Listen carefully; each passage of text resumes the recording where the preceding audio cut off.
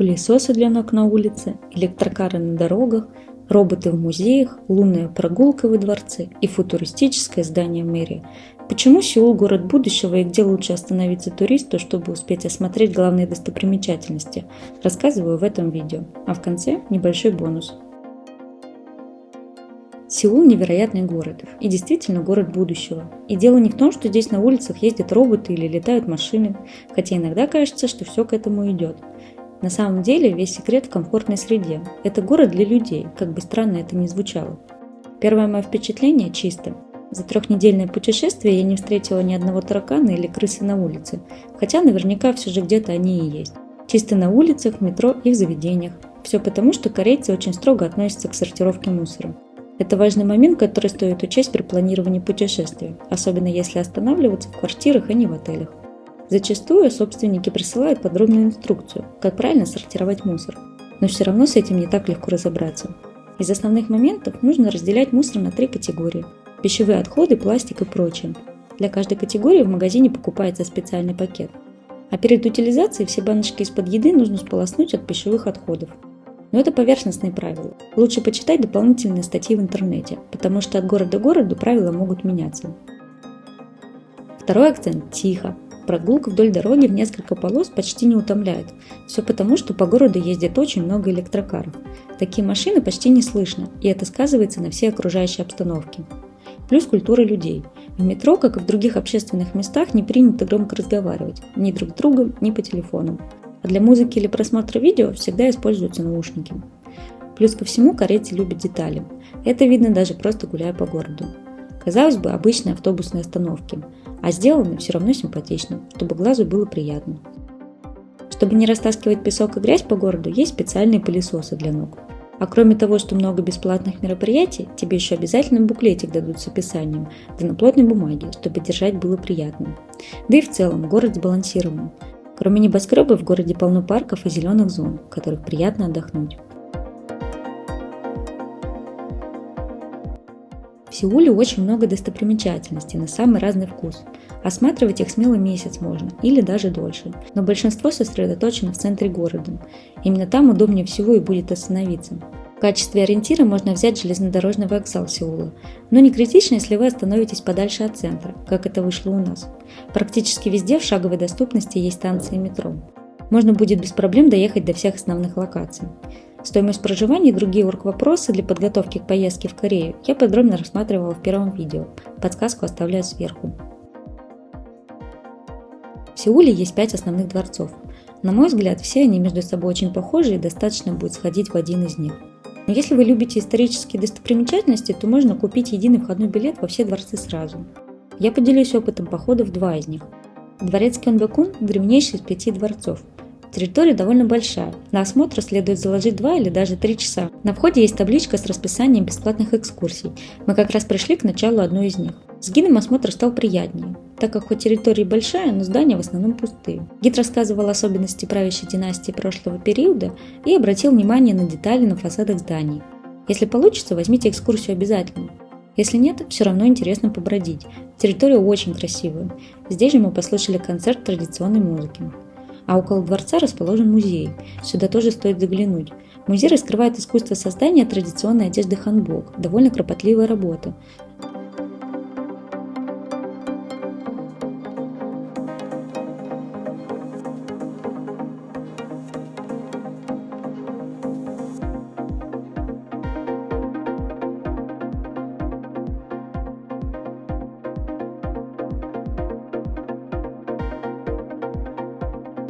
Стоит посещение дворцового комплекса 3000 вон на человека, это чуть больше $2.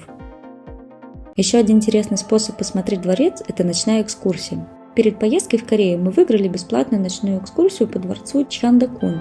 В самих зданиях мы ничего нового не увидели, а гид рассказывал примерно такую же информацию, какую мы слышали в предыдущем дворце, но все дело в атмосфере. Вечером территория подсвечивается, и все играет совершенно другими красками. Плюс экскурсию разбавили интерактивом. То король с королевой встретятся в секретном саду, то слышно пение из окон старинных зданий.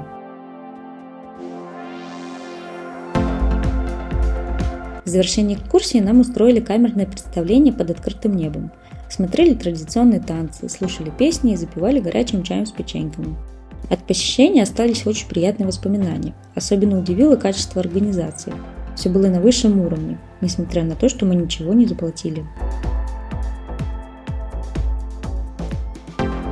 Деревня Букчон – это район корейских традиционных домов Ханок в центре Сеула.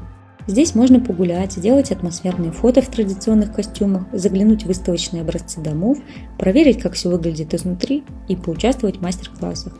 На осмотр можно заложить 2-3 часа. Посещение деревни абсолютно бесплатно, но есть особенности. Район хоть и привлекает туристов, но все еще жилой. Кроме сувенирных лавок и кафешек, здесь сохранились старинные дома в классическом стиле, в которых до сих пор живут люди. Поэтому посещение деревни ограничено правилами. Здесь нельзя шуметь, разговаривать стоит вполголоса, а приходить можно в специальное время для туристов с 10 утра до 5 вечера. Перед досмотром лучше заглянуть в туристический центр и взять бесплатную карту. Там же подскажут с маршрутом и местоположением выставочных домов.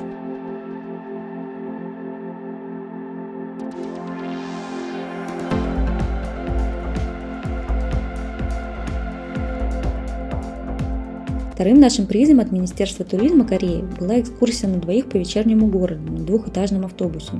Ожидания были крайне высокие. Я думала, ура, наконец-то тот самый автобус из кино. Ветер в лицо, яркие огни города и красивые локации. Но реальность оказалась совсем другой. Несмотря на то, что мы приехали специально за час до начала экскурсии, нам не удалось занять хорошие места, так как к тому времени уже была очередь. Плюс мы замешкались, пока убирали еду, и вперед нас пропустили пассажиров из очереди позади нас. В итоге мы еле нашли себе места в конце автобуса у прохода. Практически ничего не было видно, а сама экскурсия оказалась довольно скучной, с перечислением сухих фактов о городе. А вот ветер в лицо мы получили как следует. Да еще и такой сильный и холодный, что решили спуститься на первый этаж в тепло. Пожалуй, это единственный неудачный опыт за все путешествие по Корее. Поэтому рекомендую по ночному городу гулять. Можно не бояться, в городе безопасно.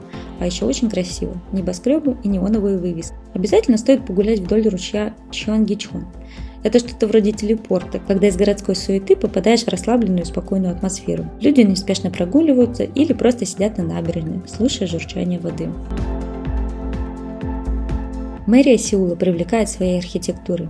Новое здание расположено сразу за старым зданием и напоминает какую-то футуристическую конструкцию, схожую с волной цунами. Это не просто административные помещения. Мэрия открыта для посещения, как новое, так и старое здание. Мы ходили в выходной день, когда новое здание было закрыто, но все же главный его экспонат посмотрели. Это один из самых высоких вертикальных садов в мире. А в старом здании есть многоуровневая библиотека и выставка, раскрывающая историю города.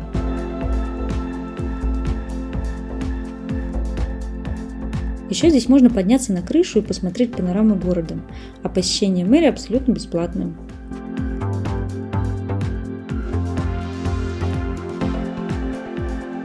Еще одна интересная локация, и опять же полностью бесплатная, это Национальный музей. Это 4-этажное большущее здание, по которому можно весь день гулять и не успеть все посмотреть. Сюда удобно приехать даже во время пересадки, так как есть бесплатные камеры хранения. Музей современный и интерактивный, в стиле Кореи. По зданию ездят роботы, а в залах представлены все виды и формы экспозиции. Классические картины, статуи, древности и даже мультфильмы. Мы приезжали сюда дважды, так как в первый раз не рассчитали и в 2 часа осмотра не уложились. Но так понравилось первое посещение, что решили вернуться и досмотреть оставшиеся залы. Сеул очень насыщенный город. Эти достопримечательности нам удалось осмотреть за пару дней, и это далеко не весь перечень.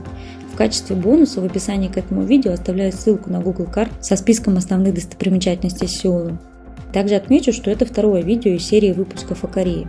Первое видео я посвятила организационным вопросам и обзору цен, а следующий выпуск будет про национальный парк Сеораксан в городе Сокчу. А если это видео показалось полезным, ставьте лайк и подписывайтесь на канал. К вопросам также открыто, можно оставлять их в комментариях.